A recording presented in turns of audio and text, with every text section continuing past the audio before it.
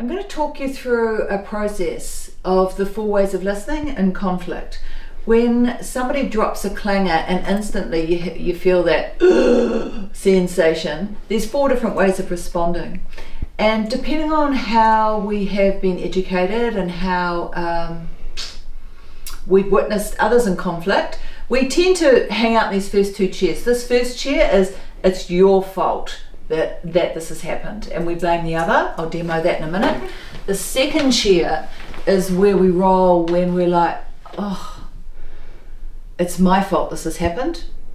And traditionally we tend to be really good at one or the other, or in my case maybe both, blaming the other person, blaming ourselves. This is how most people operate in connection. What we're going to introduce today is these 2 extra chairs. And this chair is where you put your own oxygen mask on. This is where you learn to give yourself empathy and to acknowledge what matters to you that isn't happening. And when you're resourced and ready, you would slip into the 4th chair. And this is where you would actually engage with the person that may have given you that hard to hear message, and you would start a dialogue. Hopefully resourced enough to be curious about what matters to them. So what matters to them? What matters to me? What's wrong with me that this has happened? What's wrong with you because this has happened? So I thought we'd use an example, another clanger that I've heard in the past, and I'm sure you may have as well. And it is that challenging statement when you're in an early relationship and you're longing for some kind of reassurance and commitment, and the partner involved drops the clanger, I cannot commit. Now, when I hear those words in this situation, I'm going to now demo my response of blaming the other. It's like, oh, okay, here we go. Now, I'm not proposing you try this at home. This, remember, is an internal process for the first 3 chairs. This is me processing my stuff, my rage, my disappointment, before I'm resourced enough to engage with them. So here I go, expressing my rage. It's like, oh, can't commit, eh? Bloody hell. I mean, you're pretty committed when it comes to smooching and mooching around and all lovey-dovey. And here we are, and you know, I've got your number. I know exactly the type of person you are. Yeah, you're one of them. You're one of them takers. You just want what you can get, and then you're out of here. So that's a taste of what happens when we're so hurt that we're blaming the other, yeah? So I'm slipping in now to blaming myself. I can't commit. He can't commit. Oh, when I hear that, I instantly go into judgment like, damn, what's wrong with me? What's wrong with me that he's not willing to commit? I start to judge myself. I'm too fat, I'm too poor. I'm not intelligent enough. I feel so icky in my body. I feel actually quite a lot of shame.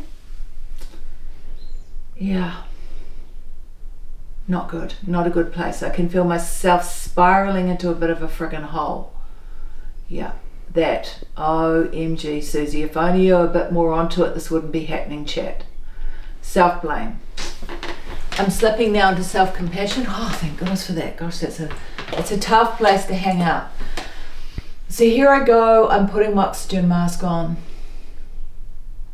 I'm just taking a moment, firstly, to feel my feet on the earth, to take a breath into my belly. And when I hear I can't commit, I feel embarrassed. Because what I'm longing for is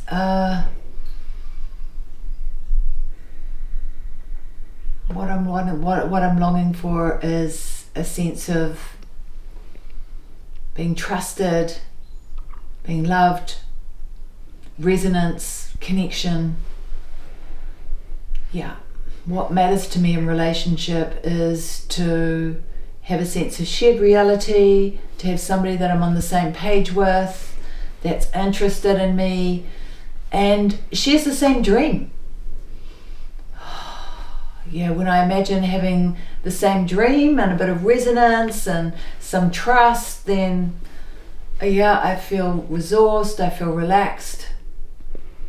And I want to say, if you're a human, it might take you a while. I'm fast tracking these chairs. So now I feel resourced enough to step into the fourth chair. And this is where I'm going to have a dialogue with this human and have a conversation. So often in conflict, we want the same things. Ultimately, what matters to this person is highly likely to be what matters to me. And let's see how that rolls. I can't commit. Mm-hmm. So I'm wondering, are you feeling torn because you have other relationships with your children and you're concerned about the impact? Yeah, I'm concerned about my children. I don't want to get in too deep unless I'm really sure. Mm-hmm. Mm. Got it. Yeah, just want to acknowledge that given how much is at stake for you, and I'm guessing you've had an experience in the past of where things may not have flowed easily, and you really care about your children and you want this to be well researched, a deeply felt and resonant connection, and there's a lot at stake for you. Yeah, there's a lot at stake. I don't want my children to get hurt. It's difficult for you to trust that. Being transparent and open about the relationship right now would be a big risk for you, huh? Mm-hmm. Not quite ready for that. Yeah, and the pressure of your need for commitment that's too much pressure. Yeah, what would be sweet for you is if I would be able to understand your situation, and there's something about slowing it down and taking it day by day and wanting to slowly build on our trust. Yes. Yeah, that's yeah. it. Mm-hmm. Yeah. Well, thank you for your honesty, and I think I've got it.